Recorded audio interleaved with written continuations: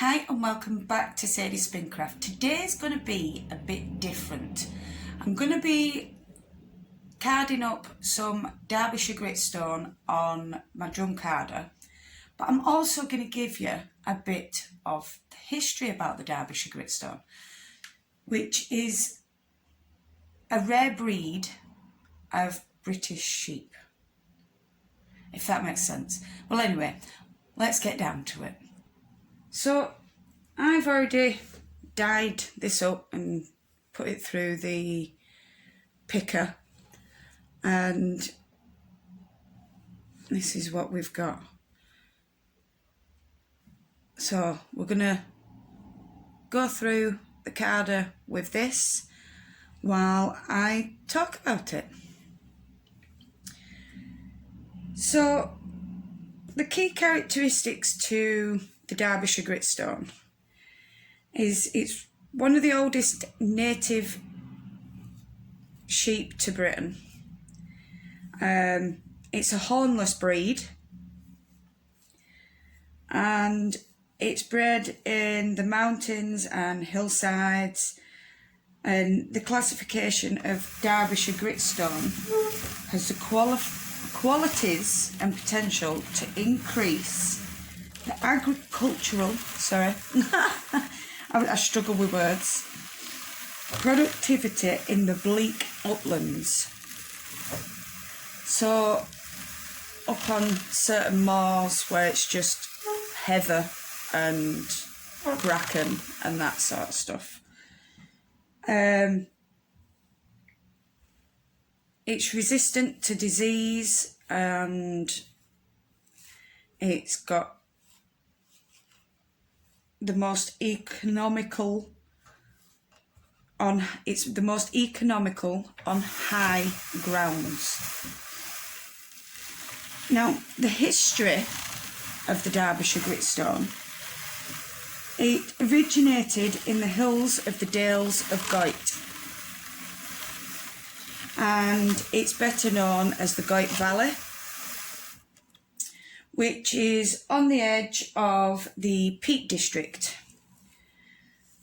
They were first found around the year of 1770 and was known in its early years as the Dale of Goyt sheep. Not Goyt, Goyt. G-O-Y-T. So Dale of Goyt sheep. Sorry, I'm trying to read at the same time as card. And it's consequently one of the oldest of British hill breeds. By 1850, the farmers in the locality were establishing uniformity in the breed, aiming at a hardier, disease-resistant animal that could withstand the harsh winters on poor ground, producing a lively lamb which grew well to produce good carcass and saleable wool.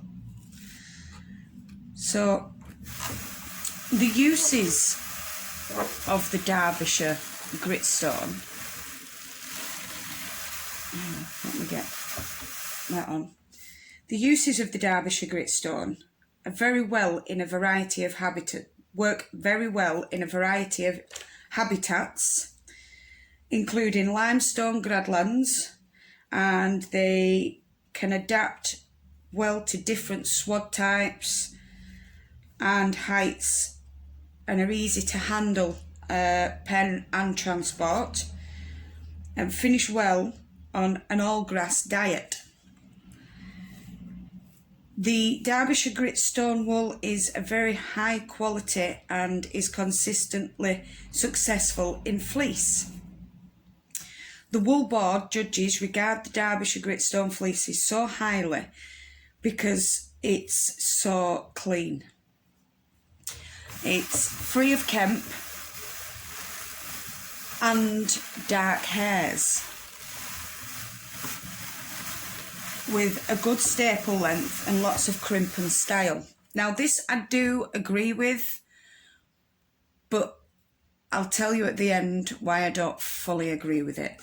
While most hill breeds are the fleeces are used for the production of carpets, the finer fleece of the Derbyshire Gritstone can be used for hosier, worsted yarns and knitwear. Now, this is where I disagree.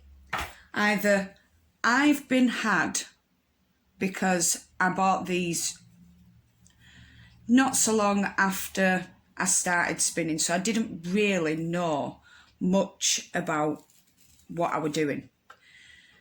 So, yeah, either I've been had on the fleece, and this isn't Derbyshire Gritstone, or these people need to take another look at what I'm seeing. Because this is so...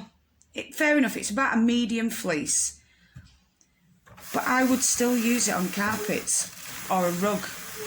I personally, unless I'm blending it with something finer to soften it up, I wouldn't use this as knitwear, because one, it's scratchy, and two, it actually makes my fingers itch when I'm, you know, working with it. Yes, it is free of Kemp, I will agree with that, and it is free of dark hairs, but excuse me, I would not use it for next to the skin. I would not use it for a jumper. I would end up being, personally, really, really itchy with it. So that is my thoughts, but I could be wrong, and like I say, I could also have been fleeced. Ha ha ha, pun intended. And if I have, it goes to show that there are some untrustworthy people out there that you just don't want to get involved with. So you do need to be careful when buying fleece, because like I say, I got told this was Gritstone. Fair enough, I'm down to the last lots now, and that could be the reason why I'm not enjoying it. But to me, yeah, let's see if I can show you. It's not the finest of fibres, and it is definitely not a long staple length, or the fleece I got was not a long staple length. The biggest staple length in it, let's see if I can find one. Right, that's the end of... That is the longest I have in it. Well, fair enough, it's about 2 inch and a half. But it is not a fine fleece. It's more of a medium to coarse, I would say, in my opinion. But once again, I have to stress, I could have been told that it's Derbyshire Gritstone, and it's actually not. So that, I'm gonna have to say, I will have to get another Derbyshire Gritstone from a reputable farmer and do a comparison on what I've already got, because I do have quite a lot of it, but not a lot with the finer side, if you understand what I'm saying. So I'll get this through and I'll take it off and we'll show you. I know I'm putting a lot through my drum carder and I know I'm stressing it, but I do like to test out things. And it will need to go through, I'd say, another 2 or 3 times. So we'll just take this off.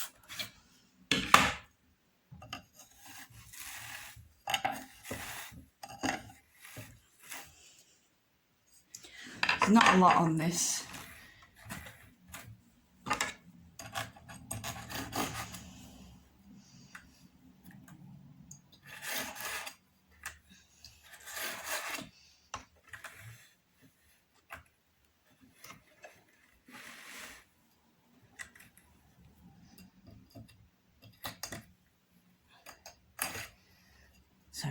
you can see what I'm doing.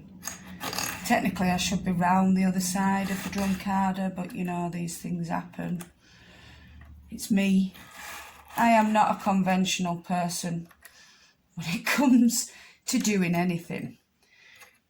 If I can find an easier way, I will, because I don't really have the time or the patience to do things, let's say, properly.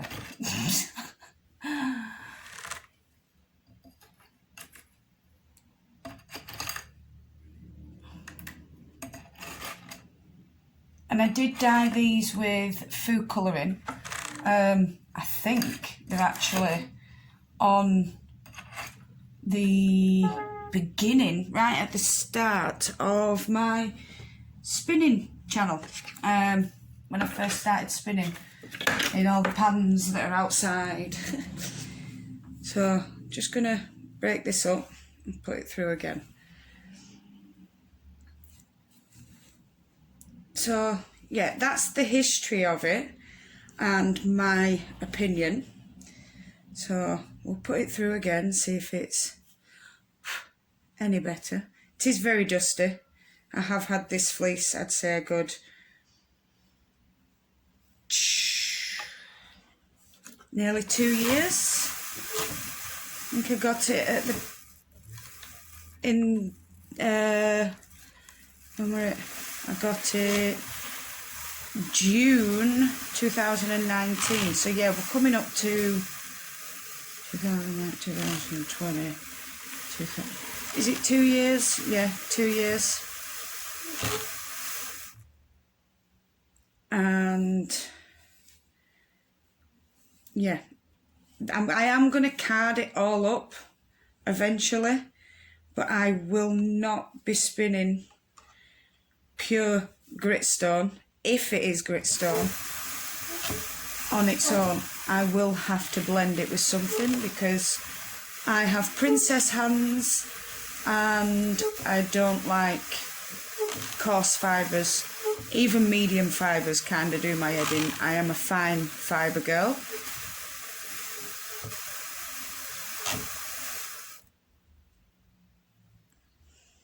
Just break that up again.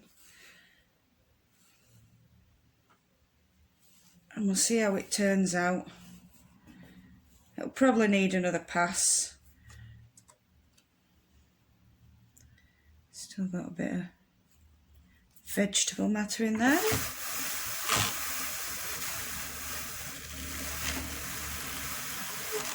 If you are a spinner and you have used Derbyshire Gritstone yourself and you don't think this is Derbyshire Gritstone and you think you know what it is, please tell me.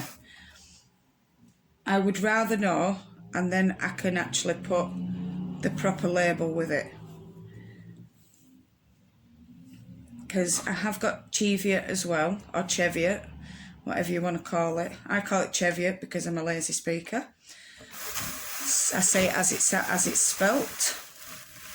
Same as skizzers, and knife, and school. Got to get ready for school.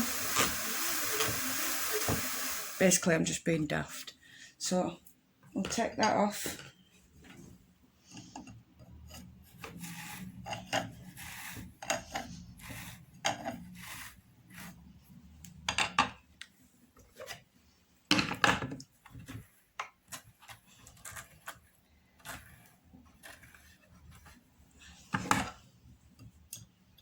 I am going to have to clean this drum after this, unless I'm using pink or blue or purple. Either way.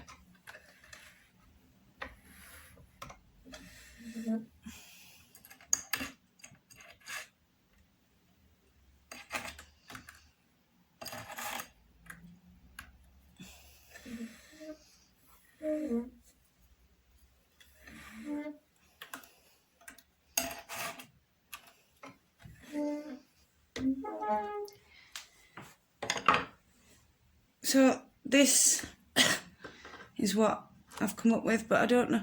I'm going to try and get you in a bit closer so you can see what I mean by how thick the fibres are. Now, if I get you something that is really fine and put it next to it, and fire, I've got something not so far away. I know this has already been blended with something else, but if we put that fibre next to that, can you see the difference? How coarse this is compared to this.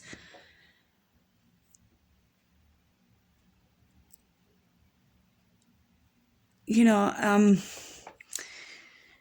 yeah. So I have to disagree with the sheep board people. What are they called? The wool board judges. Because to me, that's not a fine fleece. So I hope you all enjoyed this video. If you did, please comment below and I'll try and do a bit of history on each British sheep breed I come across and used to spin. I do have a bit of Jacobs about, so I'm going to do Jacobs, and I do have some Cheviot, so I will do Cheviot as well. And then we'll move on to, when I've done the lots of British breeds, I will move on to other countries where sheep are bred, like Schwarzbulls, which is Holland. I can't say it, but it sounds good. Schwarzbulls. And Polworth Merino, which is Australian.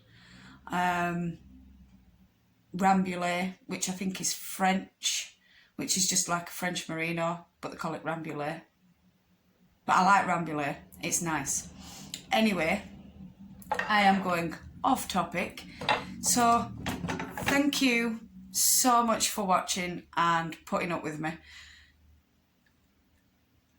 No matter where it is in the world, or whatever time it is rather, whether it be morning, afternoon, evening or night time, I want you to have fun doing what you love doing. Whether it be spinning, knitting, crochet, needle felting, or just watching YouTube channels. I want you to enjoy doing it. Love and hugs to all of you. Don't forget, if you are new to the channel, hit that subscribe button, hit the notification bell, and do comment below, because I am trying to get to 1,000 subscribers so I can go live and do all this live rather than, well, no, there'll be videos as well, but I want to do lives because I can do that for longer and I don't have to worry about editing and blah blah blah and all that stuff. Not that I edit much anyway, but well, shh, don't tell anyone about that. And yeah, just enjoy life. Don't let this crazy world get you down, because it won't last long. We will come out of it on the other end. Love and hugs to all you wonderful people. Mwah. And stay safe. Goodbye.